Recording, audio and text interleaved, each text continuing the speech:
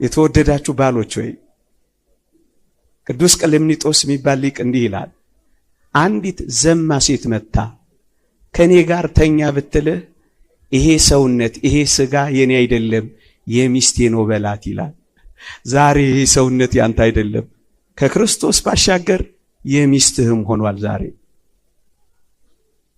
አንቺ ቆንጆ ሆይ አንድ ዘማ ወንድ መጥቶ ባትሽ ያምራል ቢልሽ ይሄ ባት የኔ አይደለም የባሌ ነው በይው ይላል።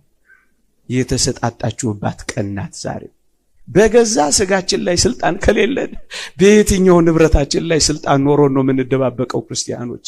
ሁለተኛ ክርስቶስ ቤተክርስቲያንን በማይመቹ ሁኔታዎች ጭምር እንደወደዳት መስቀል ምን ይመቻል?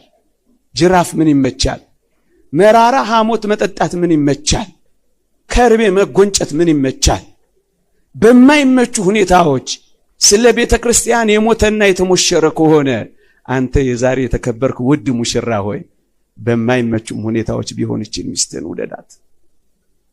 በረሃብም መካከል ውደዳት፣ በመጠማትም መካከል ውደዳት፣ በመንገላታት መካከል ውደዳት፣ በመታመም መካከል አፍቅራት፣ በመጉደልም መካከል ያንተ ትሁን። አታኩርፋት፣ ጀርባም አትስጣት፣ ሸካራ ንግግርም አትናገራት።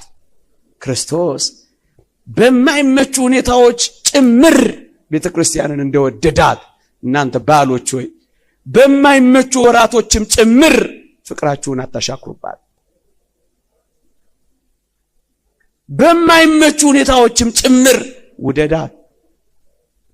አራተኛ ክርስቶስ ቤተክርስቲያንን ሁሉ ጊዜ ይቅር እንደሚላት እንደሚምራት ርኅራኄ እንደሚያደርግላት ይቅር እንደሚላት እንደሚንከባከባት ዛሬ አንተ የተወደድክ ባል ሆይ ይቺን ክርስቶስ የሰጠህን ሙሽሪት ስታጠፋ ይቅር በላት፣ ስትደክም አበርታት፣ ተንከባከባት።